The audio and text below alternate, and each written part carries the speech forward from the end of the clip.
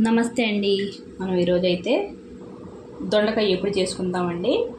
చాలా టేస్టీగా ఉంటుంది, సింపుల్గా అయిపోద్దండి. కడాయి పెట్టుకున్నానండి. కడాయి అయితే వేడెక్కింది, నూనె వేసుకుందాం. దొండకాయ ఎప్పుడు కదండి, కొద్దిగా నూనె ఎక్కువే పడుద్ది. ఇగురు కొన్నాని కొద్దిగా అయితే నూనె వేడెక్కాలండి. నూనె అయితే వేడెక్కిందండి. ఇందులో మనం జీలకర్ర ఆవాలు వేసుకుందాం.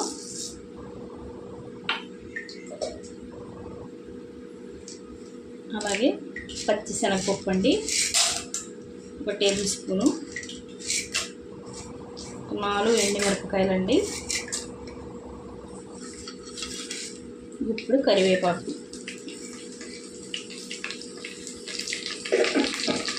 కరివేపాకు వేసుకుంటే బాగుంటుందండి, తింటే మంచిది కదండి. తాలింపు అయితే ఎగ్గిపోయిందండి. ఇందులో మనం దొండకాయలు వేసుకుందాం. చూడండి, శుభ్రంగా కడిగేసి సన్నగా కోసి పెట్టుకున్నాం దొండకాయలు. ఇది లైట్గా ముగ్గినాయండి, ఇప్పుడు ముగ్గే ఉంటాయి కొద్దిగా, అయినా టేస్టీగానే ఉంటుందండి. ముక్కలు వేసుకుందాం. 3/4 కేజీ దొండకాయలండి. వేపుడు కదా, కొద్దిగా వద్దండి. ఇందులోకి రుచికి తగినంత ఉప్పు వేసుకుందామండి.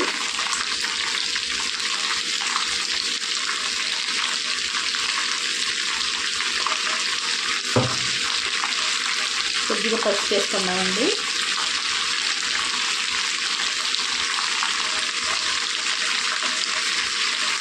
బాగా కలిపేసుకుందాం, కలిసేలాగా. పచ్చి బాగా పడితే తొందరగా వేగిపోతాయండి దొండకాయలు అయితే. మొత్తం అంతా బాగా కలుపుకోవాలి, నేను పెట్టేలాగా దొండకాయలు కూడా.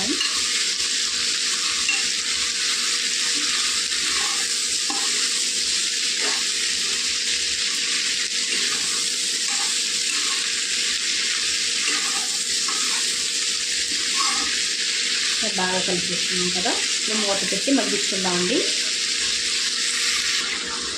చూడండి ఎలా మగ్గాయో, ఇంకా బాగా మగ్గాలండి. మగ్గిన తర్వాత వేగుతాయండి, బాగా మెత్తబడిన తర్వాత. ఇలా మధ్యలో మధ్యలో మనం ఇలా కలుపుకుంటూ ఉంటే ఇవి సమానంగా వేగుతాయండి దొండకాయ ముక్కలు అనేది. ఉడకబెట్టుకునైనా వేసుకోవచ్చండి దొండకాయలు, ఇలా పచ్చిగైనా వేసుకోవచ్చండి. అలా వేసుకున్నా టేస్ట్ బాగుంటుంది.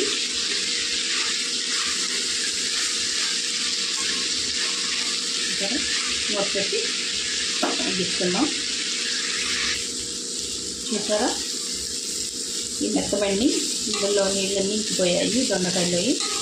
ఇప్పుడు ఏగుతాయండి. ఇప్పుడు బాగా వేసుకోవాలి. ఇలా కలిపేసుకొని మూత పెట్టుకొని 2 నిమిషాలకు ఒకసారి ఇలా కలుపుకుంటూ ఉండాలండి. అన్నీ సమానంగా వేగిపోతాయి.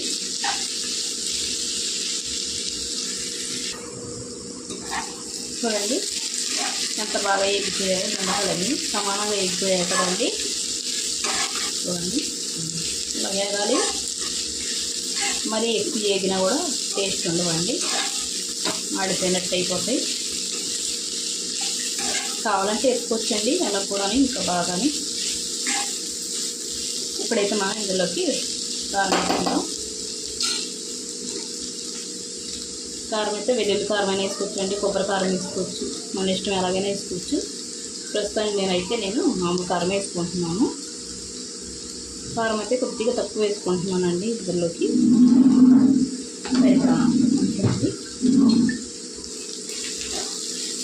ఇక్కడ ఒకసారి పచ్చి వాసన పోయే వరకు అలా కలుపుకుంటూ వేసుకుంటే, ఎప్పుడైనా సరే కారం వేయగానే దింపేయకూడదండి. ఒక 2 నిమిషాలు మనం ఇలా వేసుకోవాలి. వేసుకుంటే పచ్చి వాసన అన్నది కొద్ది కారంలోకి నూనె వేగితే. కూరలకైనా అంతేనండి, అలా వేసుకోవాలి. అలా వేసుకుంటేనే పచ్చి వాసన అనేది ఉండదు. కారం వాసన వస్తే మనం తినలేమండి కూరలు. కదా అలాగా. చూడండి వేగిపోయింది. అంతేనండి, ఇలాగైనా కలుపుకొని తినేయచ్చు, చాలా టేస్టీగా ఉంటుంది దొండకాయ. ఇప్పుడు మీరు ఒకసారి ట్రై చేయండి. వీడియో నచ్చితే లైక్, షేర్, సబ్స్క్రైబ్ చేసుకోండి.